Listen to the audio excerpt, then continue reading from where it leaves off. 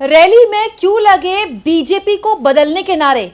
मोदी की रैली में मोदी की सरकार पलटने के नारे लग गए और मोदी सुनते रह गए। दोस्तों, भारतीय भाषाओं की एक खूबसूरती है, वो जैसी लिखी जाती हैं वैसी ही पढ़ी जाती हैं। लेकिन भारतीय भाषाओं के साथ एक चीज और है, अगर आपको इन भाषाओं के बारे में ज्ञान नहीं है तो अर्थ का अनर्थ होने में रत्ती भर का वक्त नहीं लगता। इसीलिए दोस्तों, भाषा का पूरा ज्ञान होना बहुत जरूरी है। दोस्तों, पश्चिम बंगाल में आज प्रधानमंत्री नरेंद्र मोदी की रैली थी। मालदा की रैली में उन्होंने एक नारे लगाए। उस नारे में लोगों ने बीजेपी को बदलने के नारे लगा दिए और मोदी जी को पता भी नहीं चला कि वो जो नारे लगवा रहे हैं वो एक्चुअली बीजेपी को बदलने के नारे हैं। और ये वीडियो हो गया सोशल मीडिया में वायरल और बीजेपी की हो गई इसमें फजीहत। कैसे, सब कुछ मैं आपको तफसील से बताती हूँ। साथ में आपको ये भी बताऊंगी दोस्तों कि पश्चिम बंगाल की पॉलिटिक्स में कैसे भीड़ पर खूब पॉलिटिक्स हो रही है। लेकिन उससे पहले प्रधानमंत्री का एक वायरल भाषण आपको सुनाना चाहती हूँ। दरअसल मालदा में एक विशाल रैली को संबोधित किया मोदी ने और भीड़ भी काफी ज्यादा थी, इसमें कोई दो राय नहीं है, काफी भीड़ थी। लेकिन दोस्तों, इस रैली का ना एक छोटा सा वीडियो है जिसको टीएमसी के समर्थक सोशल मीडिया में बहुत शेयर कर रहे हैं। जैसे इस वीडियो में प्रधानमंत्री कहते दिखाई दे रहे हैं, पलटानो दरकार। पलटानो दरकार मतलब बंगाली में, क्योंकि मुझे भी बंगाली नहीं आती तो गूगल की मदद से जितना मैं समझी हूँ, इसका मतलब होता है नीड टू चेंज, मतलब बदलनी है। और जो जनता है वो कह रही है बीजेपी सरकार, मतलब मोदी नारे लगवा रहे हैं जनता से अब बदलनी है और जनता कह रही है क्या, बीजेपी सरकार। देखिए जरा। पलटानो दरकार, पलटानो दरकार, पलटानो दरकार, पलटानो दरकार, पलटानो दरकार, पलटानो दरकार। अब दोस्तों, ये वीडियो जब वायरल हुआ सोशल मीडिया में तो मुझे थोड़ा सा शक हुआ, क्योंकि मैं मोदी की रैली, आप जानते हैं कोई भी चुनाव हो तो मेरा ध्यान रहता है कि राजनीतिक रैलियों को कवर किया जाए। मेरे चैनल में राजनीतिक रैलियां कवर होती हैं, तो मोदी की रैली में शुरुआत से सुन रही थी तो मुझे भी इस बात का ध्यान था कि मोदी ने ऐसे रैली के नारे लगाए हैं। तो मैंने दोबारा मोदी की रैली का वो हिस्सा सुना तो मुझे समझ में आया झोल क्या हुआ है। तो एक्चुअली में झोल वही हो गया दोस्तों जो बीजेपी बाकी पार्टियों के साथ करती है। मोदी ने दरअसल इस रैली में भाषण के बीच में नारे लगाने के लिए जनता से बोला था कि अब मैं एक नारा लगाऊंगा, मैं आपसे कहूंगा पलटानो दरकार, मतलब नीड टू चेंज, मतलब अब बदलने का वक्त आ गया है। और फिर मोदी ने कहा था कि अब आप इसके जवाब में कहिएगा चाहिए बीजेपी सरकार, मतलब बीजेपी की सरकार चाहिए। मैं जो कहूंगा आपको उसको दोहराना है। मैं कहूंगा पलटानो दरकार, आप कहेंगे चाहिए बीजेपी सरकार। अब देखिए, मोदी जनता से सही कह रहे हैं, मोदी जनता से यही कह रहे हैं कि हमको ये नारा लगाना है कि अब बदलने का वक्त आ गया है और बीजेपी को लाने का वक्त आ गया है। बेसिकली मोदी जनता से ये कह रहे हैं, लेकिन जनता ने नारे क्या लगा दिए? मोदी जी कह रहे हैं बदलने का वक्त आ गया, मतलब पलटानो दरकार, और जनता क्या कह रही है? बीजेपी सरकार, मतलब बदलने का वक्त आ गया है, बीजेपी सरकार को बदलने का वक्त आ गया। अब सुनिए फिर से। पलटानो दरकार, पलटानो दरकार, पलटानो दरकार, पलटानो दरकार, पलटानो दरकार, पलटानो दरकार। तो दोस्तों, ये वीडियो तो फेक नहीं है, इसमें कोई एआई का उपयोग नहीं किया गया है, लेकिन इसका जो संदर्भ दिया जा रहा है वो अधूरा है।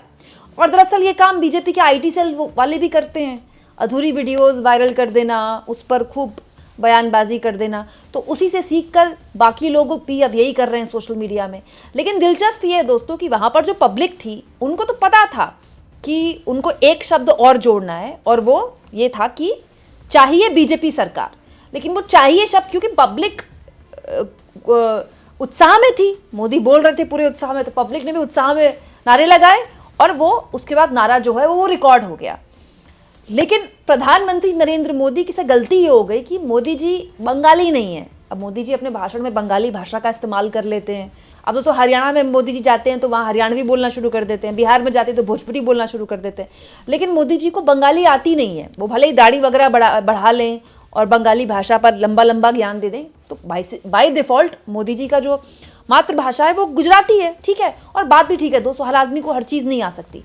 अगर मोदी जी को बंगाली आती ना तो वहीं पर करेक्ट कर देते वो जनता को कि नहीं नहीं आपको बोलना है चाहिए बीजेपी सरकार। लेकिन क्योंकि मोदी को भी पता नहीं था कि जनता जो बोल रही है वो ऐसे इंटरप्रेट हो सकता है, तो मोदी भी जोश में नारे लगवा रहे हैं बदलनी है, जनता कह रही है बीजेपी सरकार बदलनी है। तो इसी को लोगों ने चटकारे लेते हुए शेयर करना शुरू कर दिया कि ये तो बहुत बढ़िया बात है, बंगाल तो इसमें बहुत खुश होगा, बीजेपी को जड़ से उखाड़ने में, पावर से बीजेपी को सत्ता से उखाड़ने में बंगाल जो है वो बहुत खुश होगा। तो ये एक वीडियो था जो बेमतलब में वायरल हो गया सिर्फ इसीलिए क्योंकि मोदी को बंगाली भाषा की समझ नहीं है। और ये बार बार दिखा है। संसद में जब वंदे मातरम पर बहस हो रही थी तब दोस्तों संसद में प्रधानमंत्री ने वंदे मातरम के रचयिता बंकिम चंद्र चट्टोपाध्याय के लिए बंकिम दा बोलना शुरू कर दिया। तब भी उनको संसद में टीएमसी के सांसद ने रोका था कि दा आप क्या कर रहे हैं, दा शब्द बोलने का कोई अर्थ नहीं होता है। जिसके बाद मोदी जी को बड़ी बुरी बात लग गई थी, उन्होंने पलट के कह दिया था कि आपको तो दा बोल सकता हूं ना। तब भी ये बात आई थी कि प्रधानमंत्री को बंगाली भाषा का, बंगाली कल्चर का ज्ञान नहीं है, क्योंकि दा आप अपने बड़े भाई को बोल सकते हैं, लेकिन जो आपसे 100-125 साल पहले आए हों और इतने बड़े मतलब शख्सियत हो भारत के स्वतंत्रता आंदोलन के और भारत की मतलब महान विभूतियों में जिनका नाम हो, आप उनके नाम के पीछे दादा लगा रहे हैं। ये तो वही बात होगी कि कल को मोदी दा करने लगे लोग, तो मोदी जी को कैसा लगेगा। मोदी जी को भी अच्छा लगता है ना उनके पीछे कोई मोदी जी लगाता है, तो वैसे ही मोदी दा करेंगे तो मोदी को कितना बुरा लगेगा। तो ये एक ऐसी चीज़ है जिस पर उस वक्त भी ये विचार विमर्श हुआ था कि मोदी को बंगाली सीखनी चाहिए।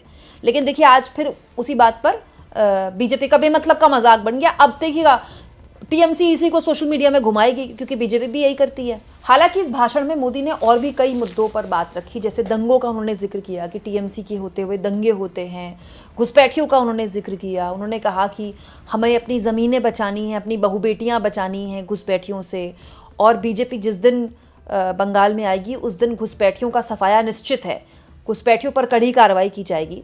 तो दोस्तों मोदी के भाषण के बाद इसको लेकर भी तृणमूल कांग्रेस ने एक लंबा चौड़ा बयान जारी करते हुए कहा, राजनीतिक पर्यटक यानी कि पॉलिटिकल टूरिस्ट नरेंद्र मोदी ने बंगाल में डेमोग्राफिक इम्बैलेंस यानी कि जनसांख्यिकीय असंतुलन और दंगों को लेकर एक मनगढ़ंत कहानी गढ़ी, मानो भारतीय राजनीति के सबसे बड़े दंगा भड़काने वाले को बंगाल में सद्भाव पर उपदेश देने का कोई नैतिक अधिकार हो। आपका पूरा राजनीतिक तंत्र सांप्रदायिक जहर, रोज नफरत फैलाने और प्रसारण करने में टिका हुआ है, और अब आपकी पार्टी मुर्शिदाबाद में अशांति फैलाने के लिए विभाजनकारी एजेंटों को भेज रही है। अगर अवैध घुसपैठ वास्तव में इतना बड़ा संकट है जितना आप दिखावा कर रहे हैं तो इन सवालों का जवाब दीजिए। आपके पूरे नियंत्रण के बावजूद भी चुनाव आयोग ने एसआईआर के माध्यम से पकड़े गए विदेशी घुसपैठियों की सूची देने से इनकार क्यों कर दिया? बीएसएफ, सीआरपीएफ, सीआईएसएफ, आईबी और देश की सत्ता के हर साधन के बावजूद गृह मंत्री अमित शाह सीमाओं की सुरक्षा में पूरी तरह से विफल क्यों हैं और अन्य जगहों पर घातक सुरक्षा उल्लंघन क्यों हो रहे हैं? पहलगाम जैसे इलाके में आतंकवादियों ने नागरिकों का नरसंहार कैसे कर दिया? राष्ट्रीय राजधानी में डबल इंजन हरियाणा के अंतर्गत संचालित आतंकी मॉड्यूल से जुड़े विस्फोट के 15 लोगों की मौत कैसे हो गई? सब जानते हैं दोस्तों, पिछले साल 2 बड़ी आतंकी घटनाओं से देश दहला। एक पहलगाम में भीषण आतंकी हमला जिसमें धर्म पूछकर हमारे देश के निर्दोष टूरिस्ट को मारा गया, राइट। दूसरा दिल्ली में बम धमाका हुआ और उसके तार डबल इंजन हरियाणा राज्य से जुड़े हुए थे।